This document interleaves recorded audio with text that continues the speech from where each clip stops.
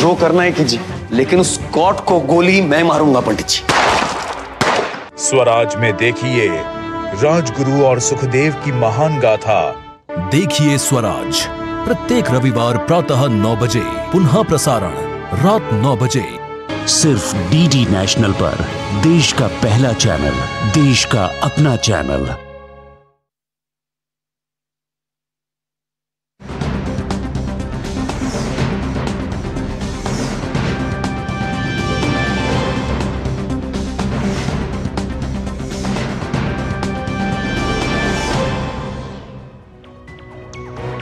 नमस्कार, mid day prime में आप सभी का स्वागत है। मैं हूं निखिल सिंह और मिड डे प्राइम में हम देश दुनिया की तमाम ताजा तरीन खबरें तो लेकर आएंगे, साथ ही साथ हिंदुस्तान की सियासत से भी आपको रूबरू कराएंगे, क्योंकि मिशन 2024, राजनीतिक दलों का मिशन 2024 अब समाप्त हो चुका है और सरकार गठन की कवायद जोरों पर है। एनडीए की तरफ से सरकार गठन की कवायद लगातार की जा रही है और उसके साथ ही साथ जो इंडिया गठबंधन है, विपक्षी गठबंधन है, वो भी लगातार इस बात की कवायद में जुटा हुआ है कि आखिर उसकी क्या रणनीति होगी।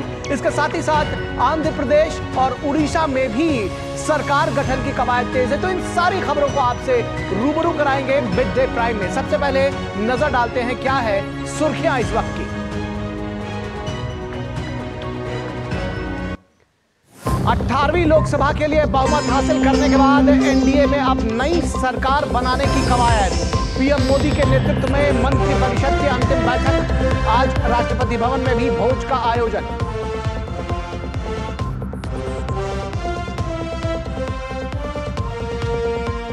चुनाव में बहुमत हासिल करने के बाद एनडीए नेताओं की आज दिल्ली में पहली बैठक। चंद्रबाबू नायडू, पवन कल्याण, नीतीश कुमार, चिराग पासवान और मांझी समेत कई नेता होंगे शामिल। नई सरकार के ब्लूप्रिंट पर हो सकती है चर्चा।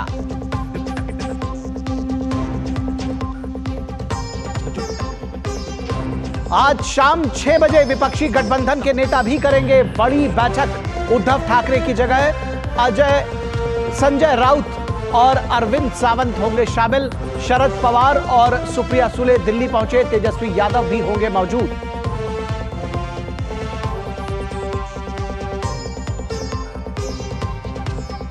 लोकसभा चुनाव में बुरी तरह से पराजित बीएसपी नेता मायावती का बयान। मुस्लिम समाज समझ नहीं पा रहा, भविष्य में सोच समझ कर देंगे मुसलमानों को टिकट।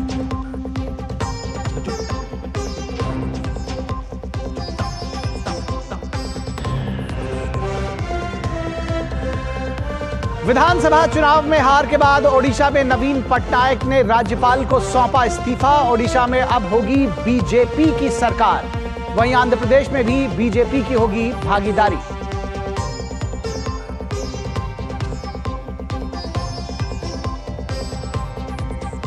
चुनावी नतीजों के बाद शेयर बाजार में जोरदार उछाल। 1000 अंक की बढ़त के साथ सेंसेक्स 73,000 के पार। निफ्टी में भी 22,000 से अधिक अंक के साथ हो रहा है कारोबार।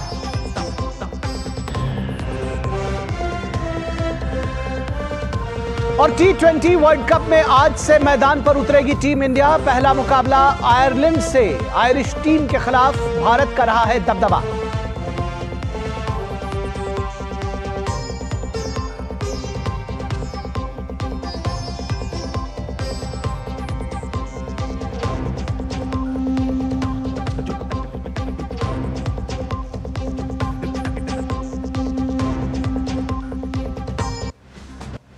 तो सबसे पहले सरकार बनाने की कवायद की बात करते हैं। सरकार बनाने की कवायद तेज हो चुकी है।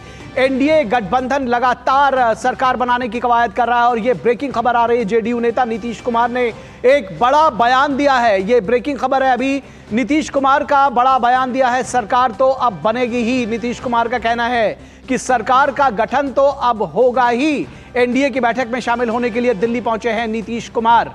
तो नीतीश कुमार को लेकर के जो तरह तरह की बातें हो रही थी, उसको एक तरह से कहीं ना कहीं खारिज करते हुए इन जो सेंटेंसेस हैं उसके कई मायने हैं। चुनावी नतीजों के बाद एनडीए की पहली बैठक आज हो रही है। आज पहली बैठक हो रही है और उसके साथ ही साथ टीडीपी नेता चंद्रबाबू नायडू भी थोड़ी देर में दिल्ली पहुंचेंगे।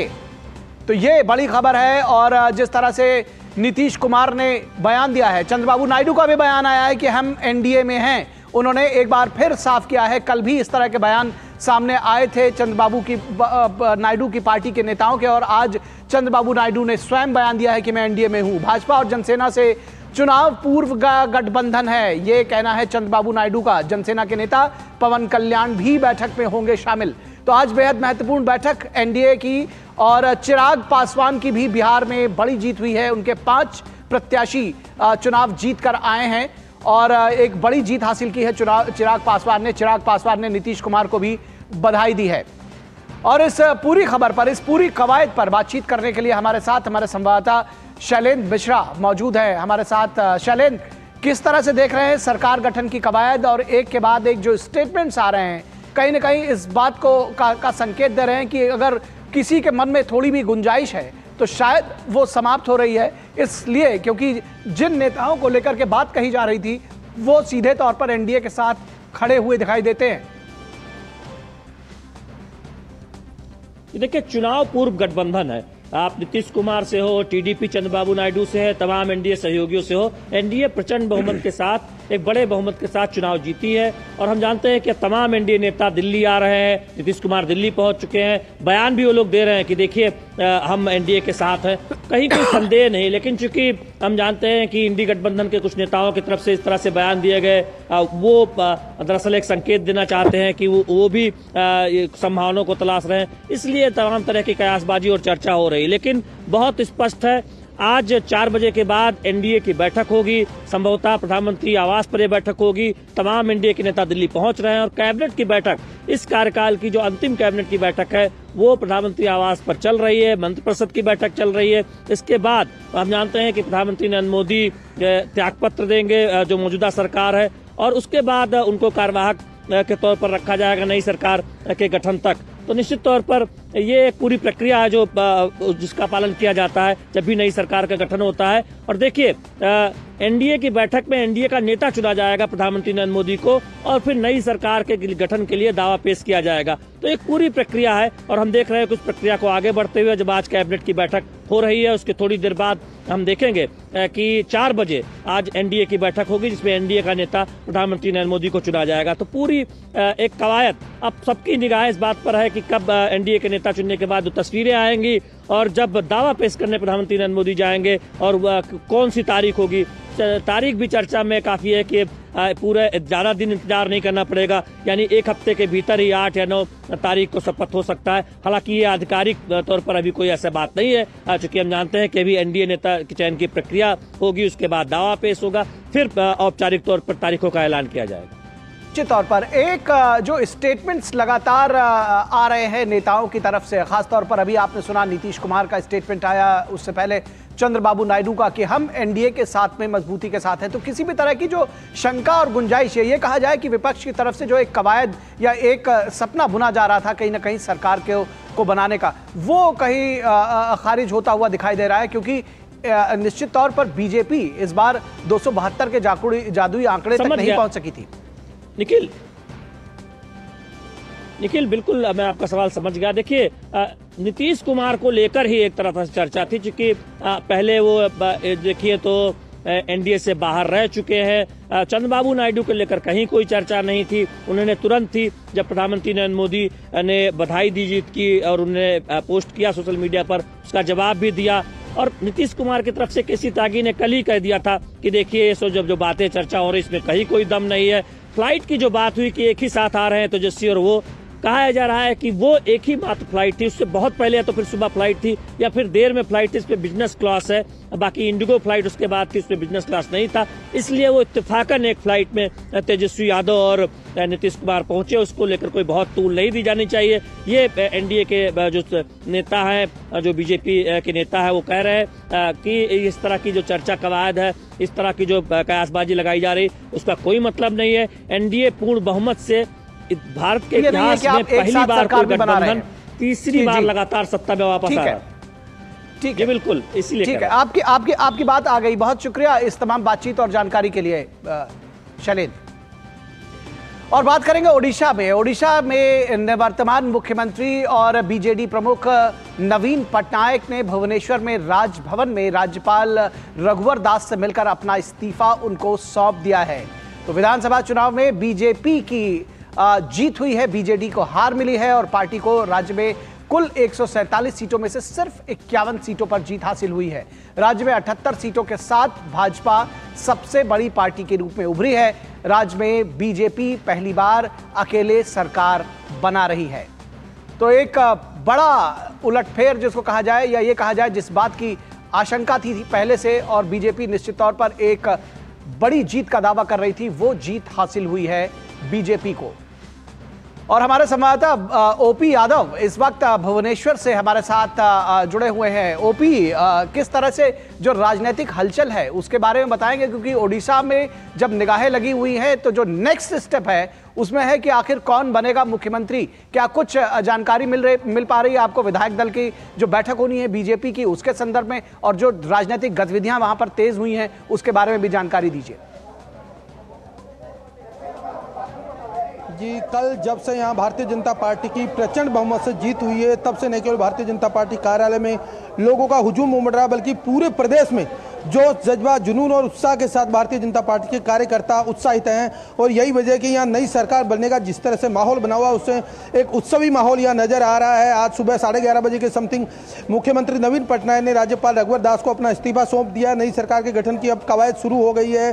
प्रदेश के जो प्रभारी है विजयपाल सिंह तोमर, वो यहाँ लगातार मैराथन बैठक कर रहे हैं और सुनील बंसल भी आज यहाँ आने वाले हैं। इसके अलावा पार्टी के प्रदेश अध्यक्ष और जो अन्य नेता हैं, कल भूपेंद्र यादव केंद्रीय मंत्री यहाँ थे, धर्मेंद्र प्रधान भी यहाँ काफी देर रात तक चिंतन मंथन और बैठक करते रहे। तो निश्चित तौर पर नई सरकार के गठन का स्वरूप कैसा होगा, सरकार में कौन कौन भागीदार होंगे, किन किन मुद्दों को लेकर सरकार आगे बढ़ेगी और किस तरह विकास के लक्ष्य को आगे बढ़ाया जाएगा, इन सभी मुद्दों पर न केवल यहाँ चिंता मनन और चर्चा हुई है, बल्कि भविष्य की रूपरेखा के साथ जो चुनाव के दौरान जो मुख्य वादे किए गए थे, उन वादों को पूरा करने के लिए जो चुनौती है उसको किस तरह पार किया जाएगा और आगे के लिए एक सतत विकास लक्ष्य को लेकर केंद्र और राज्य का समन्वित विकास के जरिए सारे चीजों पर बैठक तैयार किया जाएगा। इन सभी बातों को लेकर लेकिन सबसे पहले ओपी, सबसे पहले ये कि विधायक दल की बैठक कब होगी और नया नेता चुने जाने की कवायद, सरकार गठन की कवायद, इसको लेकर के क्या हो रहा है?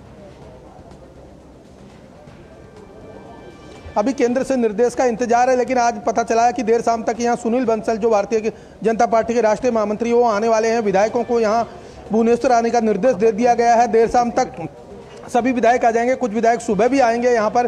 तो उम्मीद की जाती कल सुबह इनकी एक औपचारिक बैठक होगी पार्टी प्रदेश अध्यक्ष और जो प्रदेश प्रभारी है विजयपाल सिंह तोमर के साथ। उसके बाद आगे की रणनीति के लिए यहाँ जो पर्यवेक्षक आएंगे भारतीय जनता पार्टी की तरफ से, वो अपनी बात रखेंगे और सबके साथ चिंतन मंथन होगा और बैठक जारी होगी।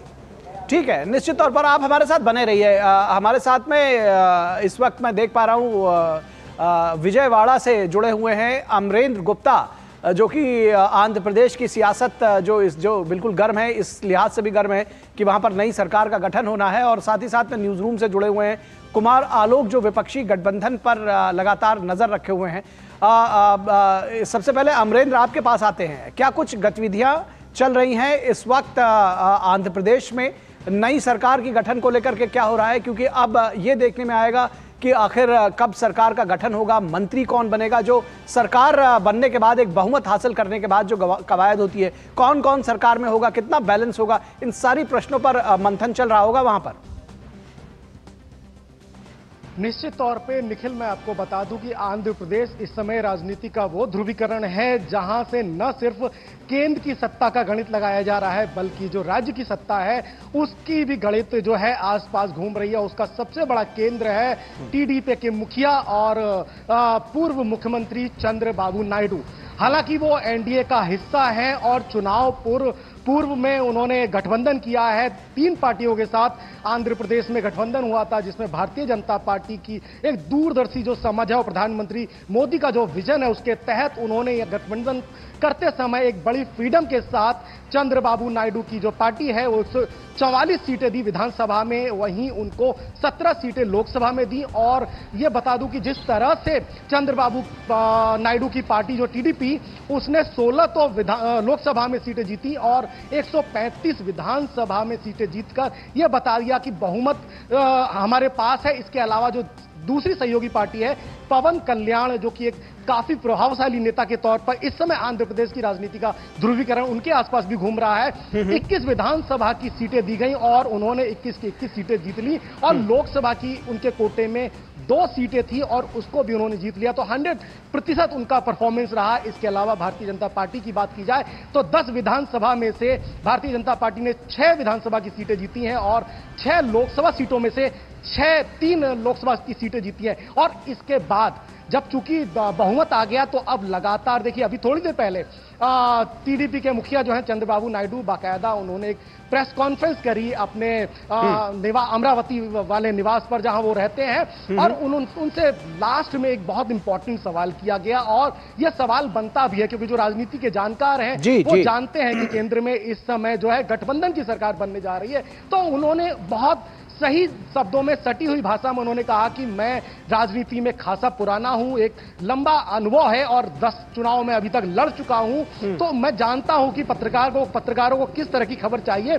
लेकिन उन्होंने कहा कि मैं दिल्ली जा रहा हूं एनडीए की बैठक में शामिल होने के लिए और मैं बैठक से बाद, उसके बाद दूसरा सवाल पूछा, उन्होंने कहा कि सारे मुद्दों पे मैं यहां पर बैठक के बाद आपसे चर्चा करूंगा। और उन्होंने बाकायदा प्रेस कॉन्फ्रेंस की और उसमें उन्होंने प्रधानमंत्री नरेंद्र मोदी के साथ अमित शाह की भी चर्चा की। उन्होंने कहा कि प्रधानमंत्री नरेंद्र मोदी के साथ अमित शाह से लगातार सहयोग मिला, चुनाव से पूर्व भी और चुनाव के बीच में भी, और उन्होंने जिस तरह से फोन कर बधाई दी तो गठबंधन धर्म का वो पालन कर रहे हैं और हम भी अपने गठबंधन धर्म का पालन कर रहे हैं। उसके बाद जब प्रेस कॉन्फ्रेंस चल रही थी कई सारे सवाल उन्होंने कहे, लेकिन उन्होंने खास तौर पर बात की डेवलपमेंट की, खास तौर पर बात की आंध्र प्रदेश में जो चीजें पिछड़ रही थी उसकी। और उन्होंने एक वाक्य का उदाहरण, बहुत अहम उदाहरण देते उन्होंने कहा कि जब मैं विधानसभा में था तो जो सरकार थी यहाँ की YSR कांग्रेस की सरकार, जिसके मुखिया जगन मोहन रेड्डी मुख्यमंत्री थे, उन्होंने उनका एक बड़ा अपमान किया था। उस अपमान में पूरी विधानसभा के अंदर उनका अपमान नहीं किया गया बल्कि उनकी पत्नी का भी अपमान किया गया। उस दिन मैं बहुत मायूस था और उस दिन मैं समझ गया था कि कौरव की यह सेना है और वो मेरे आंसू थे। और आज आंध्र प्रदेश की जनता ने उनको यह जवाब दे दिया था कि अहंकार और बुरी राजनीति ज्यादा दिन नहीं चल सकती और उसके बाद वो सत्ता में जा रहे हैं। एक और खबर आपको बता दूं कि जब चंद्रबाबू नायडू आंध्र प्रदेश से विजयवाड़ा से दिल्ली के लिए रवाना हुए तो गुंटूर के एक अनुभवी सांसद है डॉक्टर पेम्मा सामी चंद्रशेखर, जो काफी करीबी हैं चंद्रबाबू नायडू के, वो भी उनके साथ पहुंचे और जो एक विशेष विमान था उससे वो दिल्ली के लिए रवाना हुए। इसके अलावा जो सहयोगी पार्टी है पवन कल्याण, जो जनसेना पार्टी के मुखिया हैं, वो बाकायदा एयरपोर्ट से दिल्ली के लिए रवाना हुए। तो इस तरह की जो खबरें थी उसको मैं कल भी मैं वेरीफाई कर रहा था और कल मैं काफी देर तक, बहुत देर तक मैं पार्टी कार्यालय में था तो उन्होंने 2 चीजें कही। एक तो जिस तरह से ये बात आ रही थी कि टीडीपी को और चंद्रबाबू नायडू को एनडीए का संयोजक बनाया जा सकता है, तो ये सवाल मैंने यहाँ के जो नेशनल मीडिया कोऑर्डिनेटर हैं उनसे किया तो कह रहा अगर ये बात आती है तो इसका जो निर्णय है स्वयं चंद्रबाबू नायडू लेंगे। और दूसरा दिल्ली की ओर जो रवाना होने की बात थी गठबंधन में, तो कल ही उन्होंने कह दिया था कि हम शामिल होंगे और आज उन्होंने औपचारिक घोषणा की और उसके बाद ठीक है, आप बने रहिए हमारे साथ। आपने बहुत सारी जानकारी दे दी है, आप बने रहिए हमारे साथ। फिलहाल जब एनडीए की बैठक होगी तो उसमें काफी कुछ पता चलेगा। आप सभी लोग हमारे साथ बने रहिए। लेकिन एनडीए के साथ साथ विपक्षी गठबंधन भी अपनी कवायद में जुटा हुआ है रणनीति बनाने के। आज शाम 6 बजे विपक्षी गठबंधन की जो इंडिया गठबंधन है, विपक्षी गठबंधन है इंडी गठबंधन, उसके नेताओं की बैठक है। गठबंधन के नेता शाम को कांग्रेस अध्यक्ष मल्लिकार्जुन खड़गे के आवास पर बैठक करेंगे, लेकिन उद्धव ठाकरे इस बैठक में शामिल होने के लिए दिल्ली नहीं होंगे। उद्धव ठाकरे गठबंधन की बैठक में शामिल नहीं होंगे, ये इस बात की घोषणा कर दी गई है और कांग्रेस अध्यक्ष मल्लिकार्जुन खड़गे के आवास पर यह बैठक शाम 6 बजे होगी। उनकी जगह पर संजय राउत और अरविंद सावंत बैठक में शामिल होंगे। उद्धव ठाकरे की जगह बैठक में शामिल होने के लिए शरद पवार दिल्ली पहुंच गए हैं, साथ में सुप्रिया सुले भी हैं।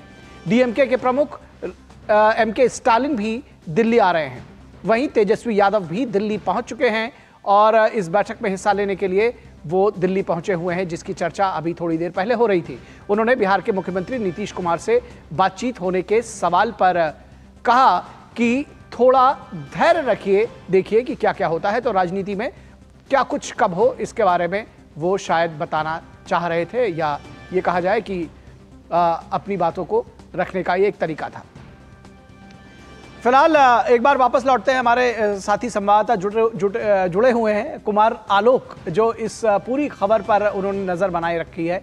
कुमार आलोक, किस तरह की रणनीति बनाई जा रही है विपक्षी गठबंधन में, क्योंकि जब 10 वर्षों के बाद अब ये मौका आया है कि बीजेपी पूर्ण रूप से सत्ता में नहीं है, गठबंधन सरकार तो पहले भी थी, लेकिन वो जो मैजिक नंबर है वो उसको मिला नहीं है, इसलिए तमाम तरह की कवायद, तमाम तरह की बातें जो राजनीतिक हलके हैं उनमें चल रही है।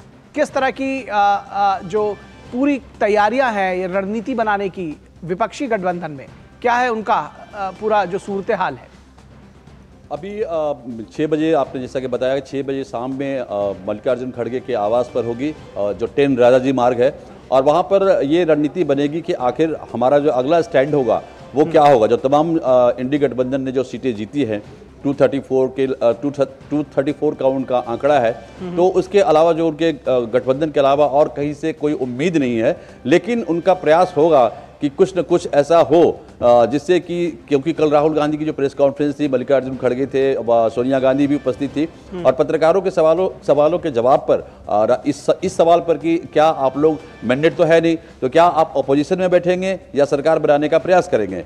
राहुल गांधी ने कहा कि इसका फैसला हम इंडिया गठबंधन का जो बैठक होगी शाम में, कल शाम होगी मल्लिकार्जुन खड़गे के निवास पर, वही सब तय होगा। हम आपस में विचार विमर्श करेंगे और हमारे आगे की क्या रणनीति होगी उसका पूरी सूचना आपको शाम को कल मिल जाएगी। तो जब बैठक शुरू होगी 6 बजे शुरू होगी बैठक, और 1 या 1.5 घंटे की बैठक चलेगी, और उसके बाद नेताओं की क्या प्रतिक्रिया आती है अपने अगले कार्य को लेकर के, तो ये देखने वाली बात होगी। क्योंकि ये कोशिशें हो रही, आपने देखा होगा कि कल जब चुनाव परिणाम आने लगे और जो रुझान आने लगे खासकर आंध्र प्रदेश से, तो शरद पवार ने फोन करके बधाई दी थी चंद्रबाबू नायडू को। उसके बाद जो वेणुगोपालन है, कांग्रेस के राष्ट्रीय महासचिव हैं, वो उनके आवास पर कल मिलने गए थे। तो एक तरह से अभी तेजस्वी ने जो कहा कि अभी बहुत कुछ देखना बाकी है, ये एक तरह से प्रेशर टैक्टिक्स बनाने की कोशिश हो रही है। लेकिन आप जैसा कि जानते हैं कि एनडीए भारतीय जनता पार्टी के नेतृत्व में एकदम क्लियर मैंडेट है उनको, और मुझे नहीं लगता कि कोई परेशानी होगी एनडीए को अपनी अगली सरकार बनाने में। और ये सूत्र के हवाले से ये बताया जा रहा है कि 7 तारीख को एनडीए की बैठक होगी और वहां पर उनका नेता चुना जाएगा। तो ये देखने वाली बात होगी कि आज जब बैठक खत्म होगी इंडिया गठबंधन की, उसके बाद उनके नेताओं की क्या प्रतिक्रिया होती है। जी निश्चित तौर पर एक बात और, जिस तरह से नीतीश कुमार का जो बयान आया, चंद्रबाबू नायडू का बयान आया, तो जो कुछ भी कोशिशें अगर विपक्षी गठबंधन की तरफ से हो रही थी, कहीं ना कहीं एक बड़ा झटका, क्योंकि आपने देखा होगा कि कल देर शाम से ही राजनीतिक हलकों में इन दोनों नेताओं को लेकर के तमाम तरह की बातें की जा रही थी, खासतौर पर विपक्षी गठबंधन की तरफ से, लेकिन उसकी हवा कहीं ना कहीं निकालते हुए नजर आए ये जो 2 बयान हैं। बिल्कुल सही कहा आपने कि एक तरह से नीतीश कुमार ने बिल्कुल स्पष्ट कहा, उनके पार्टी के जो संजय झा हैं उन्होंने भी स्पष्ट कहा कि केसी त्यागी का अगर आप बयान देखें तो उनमें भी स्पष्टता है कि एनडीए के साथ हम हैं, एनडीए के साथ हम थे और एनडीए के साथ हम रहेंगे। और इसके अलावा चंद्रबाबू नायडू के जो हमारे दूसरे संवाददाता अमरेंद्र चर्चा कर रहे थे कि जिस तरीके से प्रेस कॉन्फ्रेंस में एक बार मैं आपको बीच में रोकूंगा और ये ब्रेकिंग खबर हम अपने दर्शकों को रूबरू करा रहे हैं। डीएमके प्रमुख एमके स्टालिन भी आज जो विपक्ष की बैठक हो रही है उसमें हिस्सा लेंगे। झारखंड के मुख्यमंत्री चंपई सोरेन भी बैठक में शामिल होंगे, शरद पवार भी शामिल होंगे। ये सारे जो नेता हैं, हमने आपको बताया कि तेजस्वी यादव पहुंच चुके हैं दिल्ली, वो भी इस बैठक में हिस्सा लेंगे। तो जो विपक्षी गठबंधन के प्रमुख नेता हैं वो पहुंच चुके हैं। उद्धव ठाकरे इस बैठक में नहीं आ रहे हैं। इंडी गठबंधन के नेताओं की आज शाम 6 बजे मल्लिकार्जुन खड़गे के आवास पर बैठक हो रही है। तो कांग्रेस अध्यक्ष मल्लिकार्जुन खड़गे के आवास पर शाम 6 बजे बैठक की जा रही है विपक्षी गठबंधन की। उद्धव ठाकरे बैठक में शामिल नहीं होंगे, उनकी जगह पर संजय राउत और अरविंद सावंत बैठक में आ रहे हैं। संजय राउत और अरविंद सावंत बैठक में शामिल होंगे। कुमार आलोक, उद्धव ठाकरे बैठक में शामिल नहीं हो रहे हैं, किस तरह से देखते हैं कि क्या जब बात इस बात की हो रही है कि कवायद की जा रही है कि एकजुटता बनाए रखें, सरकार बना ना सके लेकिन कम से कम बनाने के करीब दिखाई दे विपक्षी गठबंधन, इस बात की तो कवायद हो ही रही है। ऐसे में जो अलग अलग एक तरह से चाल जो दिखने लगी है उसको लेकर क्या कहेंगे आप? एक इम्पॉर्टेंट बात है कि उद्धव ठाकरे हालांकि कह चुके हैं कि उनकी राजनीतिक व्यस्तता की वजह से वो शामिल नहीं हो रहे, बल्कि उनके प्रतिनिधि जा रहे हैं। लेकिन एक सूत्रों के हवाले से अगर हम खबर आपको बताएं तो शिवराज सिंह चौहान और उद्धव ठाकरे के संबंध बहुत ही अच्छे रहे हैं। और शायद ऐसा जो खबर आई है सूत्रों के हवाले से कि शिवराज सिंह चौहान ने शायद बात की है उद्धव ठाकरे से, और क्या बात की है, उसका राजनीतिक निहितार्थ क्या है, ये तो हम नहीं बता सकते हैं। लेकिन एक शिवराज सिंह चौहान एक कदम आगे बढ़े हैं उद्धव ठाकरे से, और उद्धव ठाकरे पुराने सहयोगी रहे हैं भारतीय जनता पार्टी के। अगर हम सबसे पुराने एलाई कहें तो बाला साहब ठाकरे की शिवसेना, और अगर हम पंजाब में अकाली दल की बात करें तो अकाली दल बीजेपी के सबसे पुराने सहयोगी रहे हैं। और अकाली दल की जो पार्टी है हरसिमरत कौर, वो भी सीट एक ही सीट हालांकि अकाली दल को मिला है, लेकिन उनकी भी संभावनाएं हैं कि वो भी सरकार में शामिल होंगी, एनडीए के साथ होंगी। तो ऐसे करेंगे तो कुनबा बड़ा होते जा रहा है एनडीए का। और अब हालांकि संजय राउत यहाँ पर आएंगे, और संजय राउत ने अपना ट्वीट भी किया है, और उन्होंने कहा कि राहुल गांधी को प्रधानमंत्री अगर बनते हैं तो उनको कोई समस्या नहीं है। तो इस तरह की बातें हैं, अभी तमाम तरह की बातें हवा में तैरेगी। लेकिन दोनों ही बैठक का इंतजार होगा, एनडीए के बैठक का और इंडिया की बैठक का। दोनों का बैठक संपन्न होने के बाद आपको क्लियर कट कुछ जो सूचनाएं हैं वो क्लियर कट। दिल्ली की दिल्ली में जो सत्ता के गलियारे हैं या ये कहा जाए, वहां पर निश्चित तौर पर ये एक जो बड़ा डेवलपमेंट है वो आज होगा। आंध्र प्रदेश में टीडीपी की बड़ी जीत है, और 9 जून को चंद्रबाबू नायडू आंध्र प्रदेश में मुख्यमंत्री पद की शपथ लेंगे। 9 जून को शपथ लेंगे। हमारे साथ में हमारे संवाददाता अमरेंद्र गुप्ता जुड़े हुए हैं। अमरेंद्र, 9 तारीख को चंद्रबाबू नायडू शपथ लेंगे, खबर सामने आ गई है, किस तरह से इसको देखते हैं? अभी तो दिल्ली में है वो, लेकिन निश्चित तौर पर जो राज्य है उनका, और इतनी बड़ी जीत के साथ में कम से कम वो वहां मजबूत है। अभी वो दिल्ली की सियासत में एनडीए की बैठक में हिस्सा लेने के लिए आए हैं, लेकिन वहां की जो सियासत है वो भी बता रही है कि 9 जून को वो अब मुख्यमंत्री पद की शपथ लेंगे।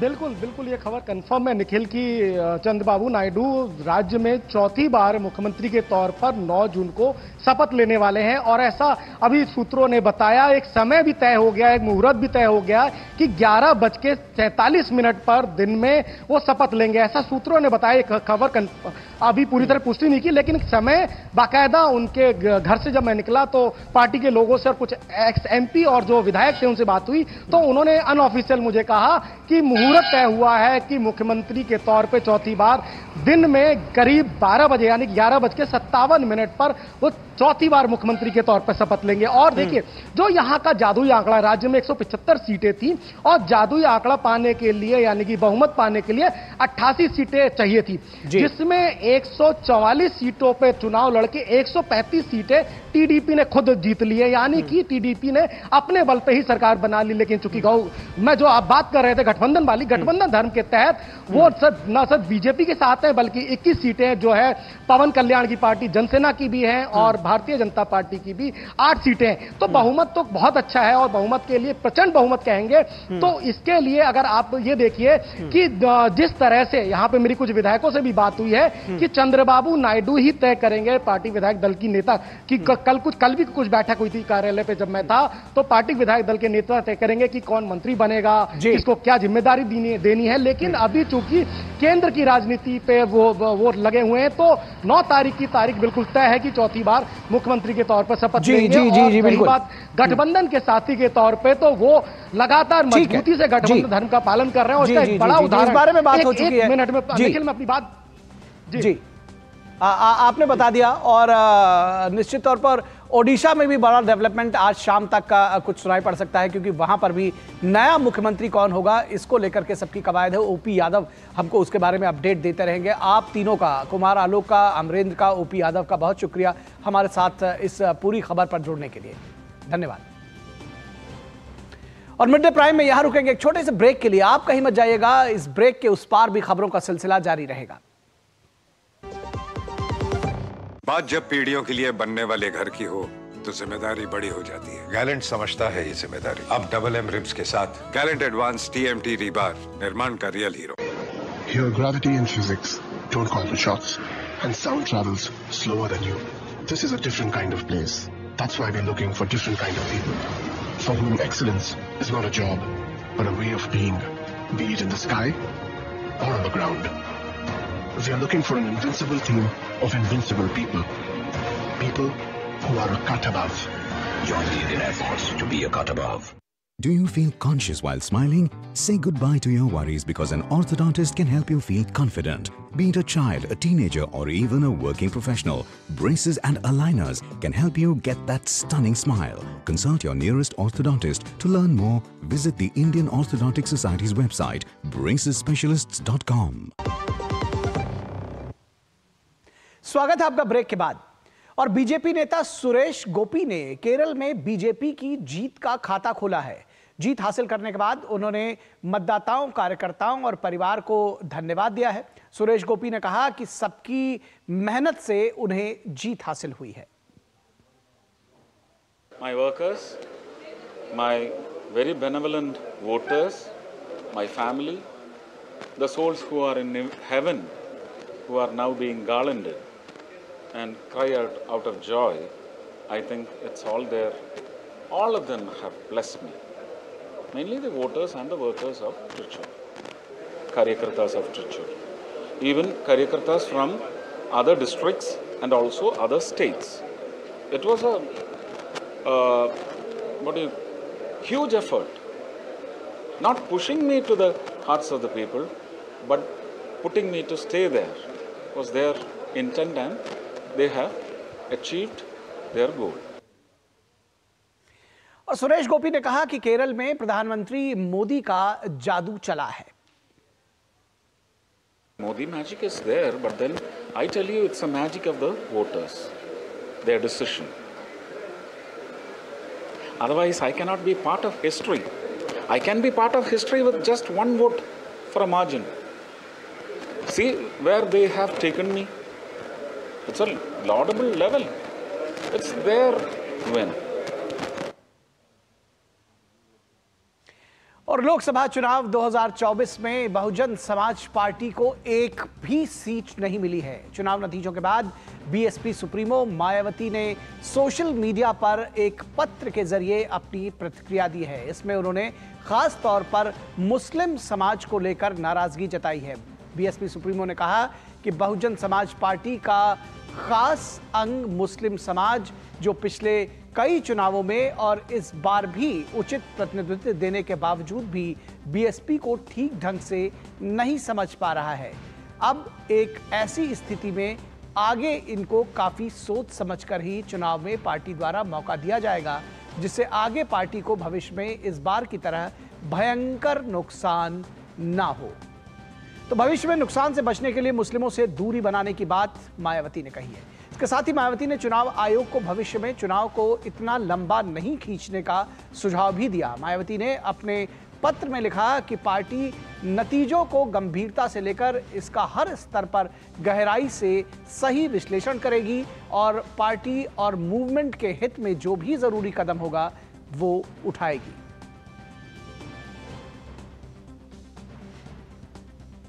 तो निश्चित तौर पर मायावती का ये जो एक स्टेटमेंट आया है कि अगली बार वो मुस्लिमों को सोच समझकर, देख समझकर ही टिकट देंगी या उनकी भागीदारी को कम किया जाएगा, ये एक बड़ा जिसको कहते हैं कि रोचक और आश्चर्यजनक एक स्टेटमेंट है। और मायावती इस तरह के स्टेटमेंट्स के लिए जानी जाती हैं और उन्होंने साफ तौर पर इस बात को कहा है।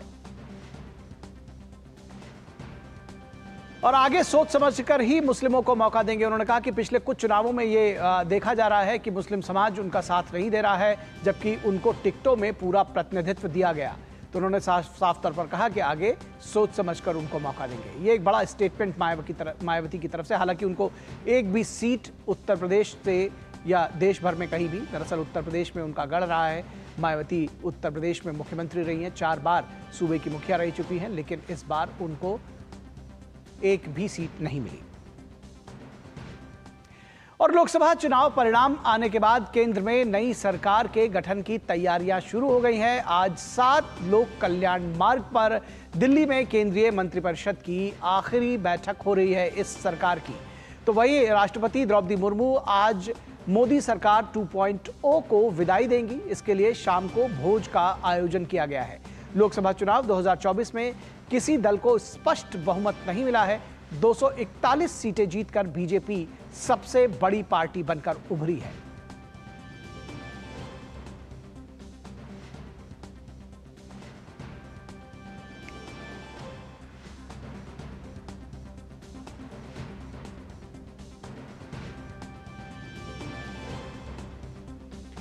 और ताइवान के राष्ट्रपति ताई मिंच ने कहा है कि आम चुनाव में एनडीए की जीत पर प्रधानमंत्री नरेंद्र मोदी को उन्होंने बधाई दी है। उन्होंने सोशल मीडिया एक्स पर लिखा कि प्रधानमंत्री नरेंद्र मोदी को उनकी चुनावी जीत पर हार्दिक बधाई। हम तेजी से बढ़ती ताइवान भारत साझेदारी को और बढ़ाने और व्यापार, प्रौद्योगिकी और अन्य क्षेत्रों में सहयोग का विस्तार करेंगे ताकि हिंद प्रशांत में शांति और समृद्धि में योगदान दिया जा सके। वहीं यूक्रेन के राष्ट्रपति वोलोदिमीर ज़ेलेंस्की ने लोकसभा चुनाव में एनडीए की जीत के लिए प्रधानमंत्री नरेंद्र मोदी को शुभकामनाएं देते हुए एक्स पर उनको बधाई दी है। उन्होंने लिखा कि मैं भारत में दुनिया के सबसे बड़े लोकतांत्रिक चुनावों के सफल आयोजन का स्वागत करता हूं। प्रधानमंत्री नरेंद्र मोदी जी को बधाई। भारत के संसदीय चुनावों में बीजेपी के नेतृत्व वाले एनडीए की लगातार तीसरी जीत। मैं भारत के लोगों की शांति और समृद्धि की कामना करता हूं और हमारे देशों के बीच निरंतर सहयोग की आशा करता हूं। भारत और यूक्रेन समान मूल्य और समान समृद्ध इतिहास साझा करते हैं। हमारी साझेदारी फलती फूलती रहे, हमारे राष्ट्रों के लिए प्रगति और आपसी समझ लाए। विश्व में हर कोई वैश्विक मामलों में भारत की भूमिका के महत्व को पहचानता है। यह महत्वपूर्ण है कि हम सभी राष्ट्रों के लिए न्याय संगत शांति सुनिश्चित करने के लिए मिलकर काम करें। इस संबंध में हम भारत को शांति शिखर सम्मेलन में भाग लेते देखने के लिए भी उत्सुक हैं। तो बधाइयों के सिलसिले में मालदीव के राष्ट्रपति इब्राहिम मोहम्मद मोरी ने प्रधानमंत्री नरेंद्र मोदी को बधाई देते हुए एक्स पर पोस्ट किया। उन्होंने पोस्ट किया कि प्रधानमंत्री नरेंद्र मोदी, बीजेपी और राष्ट्रीय जनतांत्रिक गठबंधन को भारत में आम चुनाव में जीत पर बधाई। भारत के लोकतंत्र को जीवंतता और गतिशीलता देने वाले भारतीय लोगों को भी बधाई। मित्र और पड़ोसी होने के नाते हम इस बात से बहुत खुश हैं कि भारत का लोकतंत्र सबसे ठोस है। प्रधानमंत्री नरेंद्र मोदी, बीजेपी और राष्ट्रीय जनतांत्रिक गठबंधन को भारत में आम चुनाव में जीत पर बधाई।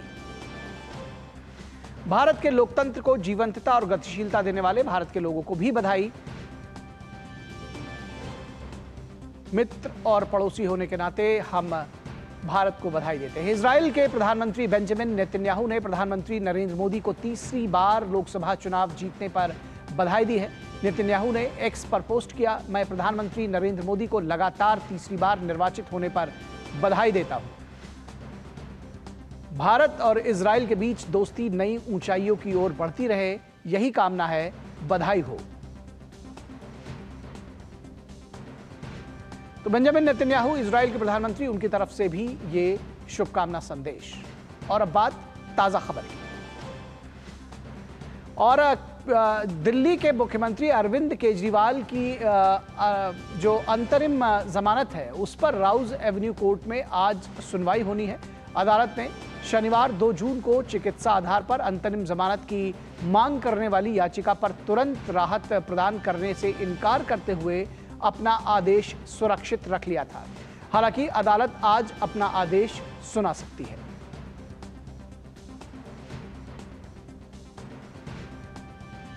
तो यह भी बेहद महत्वपूर्ण होगा क्योंकि 2 जून को वापस जेल जाना पड़ा था। 21 दिनों की मोहलत सुप्रीम कोर्ट से उनको अरविंद केजरीवाल को मिली थी और उसके ठीक बाद उन्होंने चिकित्सीय आधार पर स्वास्थ्य कारणों को दिखाते हुए राउज एवेन्यू कोर्ट, जो लोअर कोर्ट है जहां पर यह पूरा मुकदमा चल रहा है, वहां पर उन्होंने अंतरिम जमानत की मांग की थी, लेकिन तुरंत जमानत देने से इनकार किया था अदालत ने और आज के लिए फैसला सुरक्षित रख लिया था। तो आज ये फैसला इस पर आ सकता है, अंतरिम जमानत पर अरविंद केजरीवाल के। अरविंद केजरीवाल 21 दिनों तक चुनाव प्रचार के लिए बाहर रहे और 2 तारीख को उनको वापस सरेंडर करके तिहाड़ जेल वापस जाना पड़ा है। आज उनकी अंतरिम जमानत पर नई दिल्ली की राउज एवेन्यू कोर्ट से डिसीजन आना है।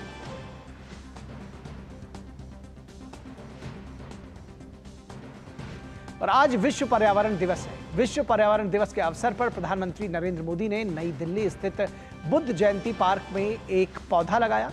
इसके साथ ही प्रधानमंत्री ने एक पेड़ मां के नाम कैंपेन की शुरुआत की। एक पेड़ मां के नाम, यह देश भर में करोड़ों पेड़ लगाने का अपनी तरह का एक अनूठा जन आंदोलन होगा।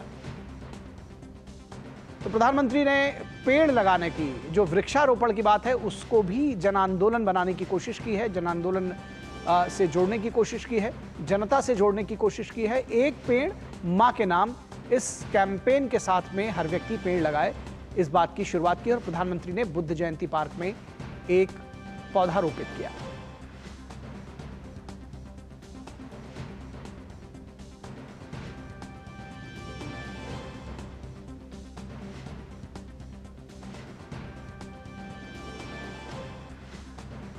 और बात शेयर बाजार की। लोकसभा चुनाव के नतीजों का असर भारतीय शेयर बाजार पर भी देखने को मिला। सप्ताह के तीसरे कारोबारी दिन आज बढ़त के साथ खुले भारतीय शेयर बाजार। कारोबार की शुरुआत में सेंसेक्स 522 अंकों की बढ़त के साथ 72,601 के स्तर पर, जबकि निफ्टी 243 अंकों की बढ़त के साथ 22,128 के स्तर पर खुला। अभी की बात करें तो कुछ देर पहले तक सेंसेक्स 1,552 अंकों की बढ़त के साथ 73,631 के स्तर पर और निफ्टी 489 अंकों की बढ़त के साथ 22,373 के स्तर पर कारोबार करता हुआ नजर आया। कारोबार के शुरू में Hindustan Unilever, Britannia, Nestle India, HCL tech और टाटा कंज्यूमर टॉप गेनर्स रहे, तो वहीं Hindalco, power grid, L&T, Adani ENT और अडानी पोर्ट्स टॉप लूजर रहे। कुल कारोबार के आखिर में गिरावट के साथ बंद हुए थे सेंसेक्स और निफ्टी। ये कल की खबर थी, लेकिन आज जब सरकार गठन की कवायद दिखाई दे रही है एनडीए की तरफ से, तो ऐसा कहा जा रहा है कि उसके बाद से बाजार दोबारा चढ़ने लगे हैं और आज काफी गेन किया है मार्केट ने। और दिशा की रक्षा में लगे सैनिकों की बात करें और उनके परिवारों की मानसिक समस्याओं की समाधान के लिए अब टेलीमानस की सुविधा ऐसे जवानों को मिलेगी। उनके लिए बुधवार को स्वास्थ्य मंत्रालय और रक्षा मंत्रालय के बीच एक अहम करार हुआ। समझौता के मुताबिक सशस्त्र बल मेडिकल कॉलेज पुणे में ये टेलीमानस का एक मेल स्थापित किया जाएगा। उससे जरूर संबंधित एक सेल भी स्थापित किया जाएगा, जिसमें सैनिक और उनके परिवार अपनी मानसिक समस्याएं बताकर विशेषज्ञों से सलाह ले सकते हैं। अब ये टेलीमानस जो सेल बना है, तब से अब तक 10 लाख कॉल लोगों ने किया है और विशेषज्ञों से मानसिक समस्याओं के समाधान के लिए सलाह ली है। देश के 51 टेलीमानस देश भर में 51 टेलीमानस सेल स्थापित किए गए हैं। इस टेलीमानस सेल के प्रारंभ होने से जो आर्म्ड फोर्सेस में हमारे जो कर्मी कार्य कर रहे हैं, जो सोल्जर्स कार्य कर रहे हैं, जो बॉर्डर में कार्य कर रहे हैं, वो और उनके पूरे परिवार, उन्हें भी मानसिक प्रताड़ना झेलना पड़ता है। उन्हें भी बहुत सारी समस्याएं मानसिक होती हैं, तो उनको ये मदद करेगा ये सेल। और टेलीमानस वैसे की बात करें तो जो स्वास्थ्य मंत्रालय के द्वारा टेलीमानस सेल स्थापित किया गया है पूरे देश में। मिनिस्ट्री ऑफ डिफेंस ने और ministry of health and family welfare के बीच में जो ये MOU साइन हुआ है, जिसके अंतर्गत AFMC में टेलीमानस सेल सेटअप किया जाएगा, जिसके द्वारा हमारे सोल्जर्स, हमारे सेलर्स, हमारे एयरमैन और उनके परिवार 14416 डायल कर उनको डायरेक्टली AFMC में जो टेलीमानस सेल है उसमें डायरेक्ट कर दिया जाएगा और किसी और को बताए बिना, ताकि उनकी जो समस्याएं हैं परिवार के अंदर ही रहें, आर्म फोर्सेस का जो परिवार है उसके अंदर ही रहें, तो उनकी अपनी जो भी उनकी मानसिक समस्याएं हैं वो उनको बताएंगे और उनको तुरंत सॉल्व करने की कोशिश की जाएगी। और अब बात खेलों की, बात क्रिकेट की। खबर क्रिकेट के मैदान से। भारतीय क्रिकेट टीम आज T20 विश्व कप 2024 में अपने अभियान का आगाज करेगी। टूर्नामेंट में अपने पहले मैच में भारत का सामना आयरलैंड से होगा। भारतीय टीम की पहले मैच में जीत दर्ज करते हुए अपने अभियान का आगाज करना चाहेगी। वहीं आयरलैंड की टीम भी टूर्नामेंट में अपने पहले मैच में जीत दर्ज करके आगे बढ़ने के इरादे से मैदान पर उतरेगी। तो बेहद रोमांचक और बेहद अच्छा मैच होने की उम्मीद है आज आयरलैंड और भारत के बीच में। और इस पूरी खबर पर बातचीत करने के लिए हमारे साथ हमारे संवाददाता गौरव जुड़े हुए हैं। गौरव, आयरलैंड के साथ भारत का रिकॉर्ड अच्छा रहा है और हालांकि विदेशी धरती पर मैच हो रहा है, उसके बावजूद जिस तरह से भारतीय टीम है, भारतीय स्क्वाड है, उम्मीद की जा रही है कि एक अच्छा मैच होगा, लेकिन भारतीय जरूर जीतेंगे। बिल्कुल उम्मीद यही की जानी चाहिए, क्योंकि टीम इंडिया जिस ग्रुप में है उस ग्रुप में अगर पाकिस्तान की टीम को छोड़ दिया जाए तो बाकी टीमें जो हैं जिनसे उम्मीद की जा सकती है कि भारतीय टीम के लिए बहुत ज़्यादा मुश्किलें जो हैं वो पैदा नहीं होनी चाहिए, क्योंकि भारतीय टीम ग्रुप ए में है जहाँ पे भारत के अलावा पाकिस्तान, कनाडा और आयरलैंड की टीमें हैं। तो ऐसे में बहुत ज़्यादा, और अमेरिका की टीम भी है, तो ऐसे में बहुत ज़्यादा कोई कठिनाई जो है वो नज़र नहीं आती है टीम इंडिया के लिए ग्रुप दौर के मुकाबले के लिए। लेकिन हाँ, फिर भी आयरलैंड की जहाँ तक टीम की बात है तो ये टीम हमेशा से उलटफेर के लिए जानी जाती रही है। इस टीम के लिए में कुछ बेहतरीन खिलाड़ी हैं, जैसे पॉल स्टर्लिंग हैं, हैरी टेक्टर हैं। ये कुछ ऐसे नाम हैं जिन्होंने अपने दम पर टीम को कई मरतबा जो है वो जीत दिलाई है। तो ऐसे में भारतीय टीम, क्योंकि ये मुकाबला जो है वो न्यूयॉर्क के मैदान पर हो रहा है, और ये जो मैदान है न्यूसाउ का, वो मैदान एक ऐसा मैदान है जहां पर ड्रॉप इन पिचेस जो हैं वो यूज़ में लाई जा रही है। यानी कि ड्रॉप इन पिचेस वो होती हैं जहां से जो पिच जो है वो वहां पे तैयार नहीं की जाती, बल्कि ये दूसरी जगहों पे तैयार की जाती है और वहां पे फिर लेट डाउन किया जाता है। इसकी मिट्टी जो होती है वो भी दूसरी जगहों से लेके आई जाती है और वहां पे केवल पिच को लेट डाउन किया जाता है, यानी कि एक बिछाया जाता है, मैदान पर फिट कर दिया जाता है। जी तो एक तरह से एक नया अनुभव भी रहेगा भारतीय टीम के लिए और कहीं ना कहीं आयरलैंड की टीम के लिए भी, क्योंकि इस मैदान पे अगर जो पिछला मैच उठा करके देखें जहां पर श्रीलंका और साउथ अफ्रीका के बीच मैच हुआ था, तो ये काफी लो स्कोरिंग मैच रहा था, जहां पर श्रीलंका की टीम जो थी वो केवल 77 रन बना पाई थी और उस 78 रन के टारगेट को हासिल करने के लिए दक्षिण अफ्रीका की टीम को 17 ओवर तक जाना पड़ा था। तो ऐसे में कुछ मुश्किलातें जो हैं वो पिच को लेकर के दोनों टीमों के सामने नजर आ सकती हैं, लेकिन अगर भारतीय टीम अपनी स्ट्रेंथ पर खेलती है तो जाहिर तौर पर टीम के लिए यहाँ से जो रास्ता है वो एक बेहतर की तरफ निकल कर जाता हुआ जब कमजोर टीमों के साथ में या नई टीमों के साथ में खेलती है मजबूत टीमें, तो हमेशा इस बात की आशंका रहती है कि किसी उलटफेर का शिकार ना हो जाए, या कौन जो टीम है वो कई बार किसी अवसर पर, क्योंकि कहते हैं कि क्रिकेट बाई चांस और क्रिकेट में कुछ भी कहा नहीं जा सकता। तो किस तरह से बॉलिंग, बैटिंग और फील्डिंग इन सभी का में एक सामंजस्य और तालमेल बिठाने की कोशिश की है भारतीय टीम ने? देखिए निखिल, अगर भारतीय टीम की बात करें तो टीम एक बेहद संतुलित रूप में सामने आई है, लेकिन जहां तक गेंदबाजी का सवाल है तो वहां पर जसप्रीत बुमराह एक बेहतर विकल्प के तौर पर सामने है, लेकिन दूसरे एंड से शायद यहां पर थोड़ी सी कमजोरी जो है वो फास्ट लाइनअप में दिख रही है, लेकिन उसकी कमी को पूरा कहीं ना कहीं भारतीय टीम ने किया है स्पिनर्स को लेकर के, क्योंकि भारतीय टीम के जो स्पिनर्स का जो जाल है वो काफ़ी मजबूत यहाँ पर नज़र बनता हुआ दिख रहा है। काफ़ी बेहतरीन तरीके से भारतीय टीम ने जो संयोजन कर रखा है उसको अगर निकाल करके देखें तो यहाँ पर क्योंकि रविंद्र जडेजा भी दिखते हैं, युजवेंद्र चहल भी दिखते हैं और कुलदीप यादव भी हैं, तो ऐसे में टीम का जो पलड़ा है वो कहीं ना कहीं स्पिनर्स के मोर्चे पे आकर के भारतीय टीम जो है वो कहीं ना कहीं आगे बढ़ती हुई नज़र आती है। रही बात बल्लेबाजी की तो जाहिर तौर पर नज़रें जो हैं वो कहीं ना कहीं रोहित शर्मा, विराट कोहली, ऋषभ पंत इन सब पर रहेंगी। ऋषभ पंत के लिए इस पर रहेगी क्योंकि ऋषभ पंत जो है वो काफ़ी लंबे समय बाद जो उनका एक्सीडेंट हुआ था उसके बाद से ये काफ़ी लंबे समय बाद जो अंतर्राष्ट्रीय मैच का जो एक अनुभव है वो उस अनुभव को यहाँ पर हासिल करेंगे। तो रही बात अगर आयरलैंड की कर लें तो आयरलैंड का जो इतिहास रहा है वो हमेशा से एक ये रहा है कि वो उलटफेर के लिए वो जानी जाती रही टीम। इस वर्ल्ड कप से ठीक पहले आयरलैंड ने पाकिस्तान का दौरा किया था जहां पर पाकिस्तान के खिलाफ टीम को जो है वो जीत मिली थी। तो यहाँ पे पाकिस्तान के खिलाफ जो जीत मिली थी आयरलैंड को, ये आयरलैंड के लिए बड़ी मजबूती का जो सबब है वो बनकर के सामने आ सकता है। तो इन सब चीज़ों पे कहीं ना कहीं जो माइंड गेम होता है वो तो कहीं ना कहीं हावी होता ही है, साथ ही साथ टीम इंडिया को अगर बहुत ज़्यादा, क्योंकि आप एक वर्ल्ड कप के मिशन पे हैं और आपको ये मालूम है कि आपके ग्रुप में जो मैचेस हैं वो सिर्फ एक पाकिस्तान की टीम को छोड़ दिया जाए तो बाकी जो टीमें हैं वो आपके मुकाबले जो है वो कहीं ना कहीं एक हल्की टीमें हैं। बिल्कुल, तो एक अच्छे मुकाबले की उम्मीद की जा सकती है। आज आयरलैंड और भारत के बीच में सभी की निगाहें इस पर रहेगी। भारत का T20 विश्व कप में आज आयरलैंड के साथ पहला मैच।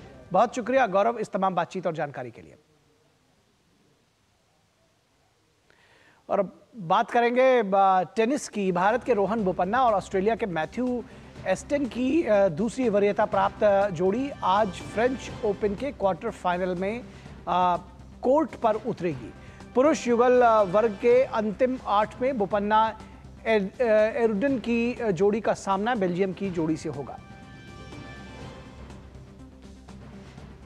और दुनिया के नंबर 1 टेनिस खिलाड़ी और 24 बार के ग्रैंड स्लैम विजेता नोवाक जोकोविच ने चोट के कारण फ्रेंच ओपन 2024 से अपना नाम वापस ले लिया है। सर्बिया के इस दिग्गज खिलाड़ी को दाहिने घुटने में चोट लगी थी, इस वजह से उन्हें टूर्नामेंट के बीच में अपना अभियान छोड़ना पड़ा। स्पेन के युवा टेनिस खिलाड़ी कार्लोस अल्कराज ने भी फ्रेंच ओपन के सेमीफाइनल में प्रवेश कर लिया है। क्वार्टर फाइनल मुकाबले में अल्कराज ने ग्रीम के स्टॉकहोम को 4 सेट के मैच में हराकर अंतिम 4 में प्रवेश किया। वहीं नॉर्वे के कैस्पर रूड ने भी फ्रेंच ओपन के सेमीफाइनल में प्रवेश कर लिया है। चोट की वजह से नोवाक जोकोविच द्वारा वॉक ओवर लेने के बाद रूड अपने अंतिम दौर में पहुंच गए हैं। और फ्रेंच ओपन के महिला वर्ग में युवा टेनिस खिलाड़ी वोको गॉफ ने अपनी जीत का सिलसिला जारी रखा है। अमेरिका की 20 वर्षीय खिलाड़ी कोको गॉफ ने महिला एकल प्रतियोगिता में क्वार्टर फाइनल में ट्यूनीशिया की ओंग जेवेंडर को 4-6, 6-2, 6-3 के अंतर से हराकर सेमीफाइनल में प्रवेश किया। और पोलैंड की दिग्गज महिला टेनिस खिलाड़ी इंगा श्वांतेक ने फ्रेंच ओपन के सेमीफाइनल में आसानी से प्रवेश कर लिया। प्रतियोगिता के क्वार्टर फाइनल मैच में श्वांतेक ने चेक खिलाड़ी मार्केटा को 6-0, 6-2 के अंतर से हराकर अंतिम 4 में अपनी जगह बनाई।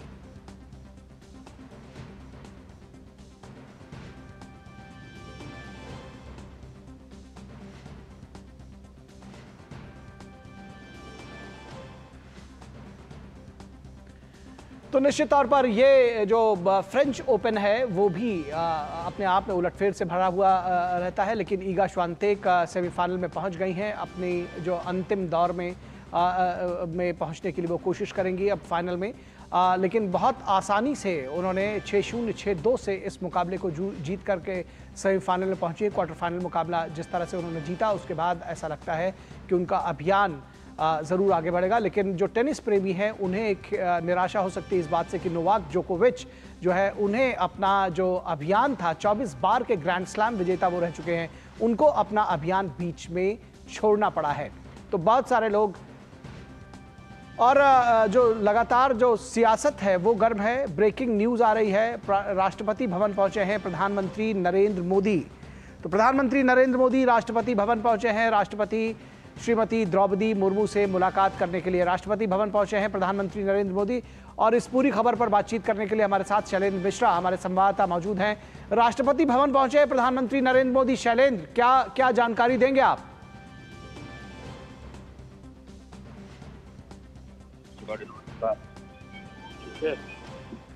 मंत्रिपरिषद की बैठक के बाद राष्ट्रपति भवन पहुंचे हैं प्रधानमंत्री नरेंद्र मोदी। शैलेंद्र, क्या आप हमारे साथ जुड़े हुए हैं?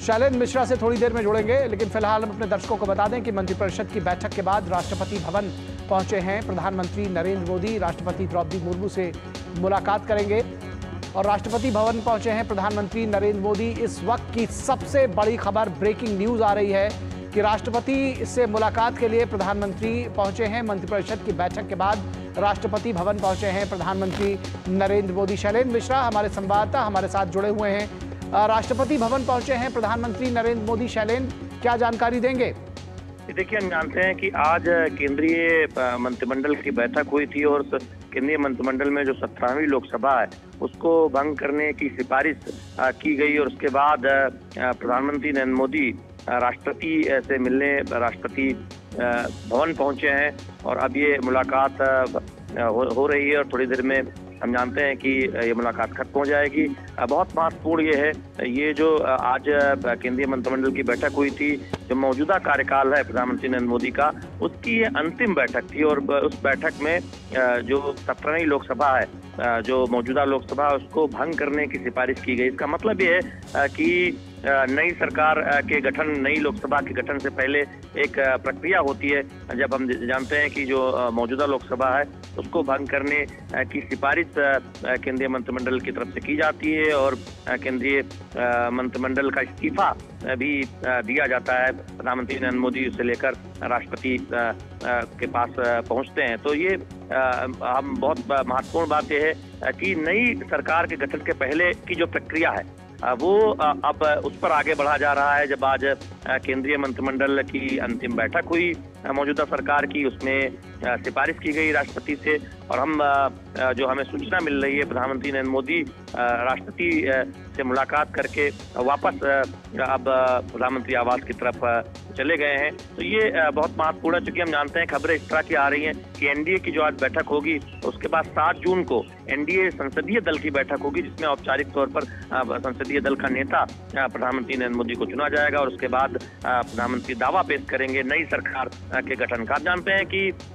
ये एक पूरी प्रक्रिया होती है नई सरकार के गठन से पहले और उस पर आगे बढ़ा जा रहा है। निखिल जी, निश्चित तौर पर तो 17वीं लोकसभा के भंग करने की सिफारिश मंत्रिपरिषद ने कर दी है और मंत्रिपरिषद की बैठक के बाद राष्ट्रपति भवन पहुंचे राष्ट्रपति द्रौपदी मुर्मू से मुलाकात करने के लिए और जैसा कि हमारे संवाददाता ने बताया कि ये मुलाकात पूरी हो चुकी है और अब वापस प्रधानमंत्री वहां से अपने आवास के लिए निकल गए हैं। बहुत शुक्रिया शैलेंद्र इस तमाम बातचीत के लिए। और मिड डे प्राइम के आज के अंक में बस इतना ही। हमारे पूरी टीम को दीजिए इजाजत। नमस्कार।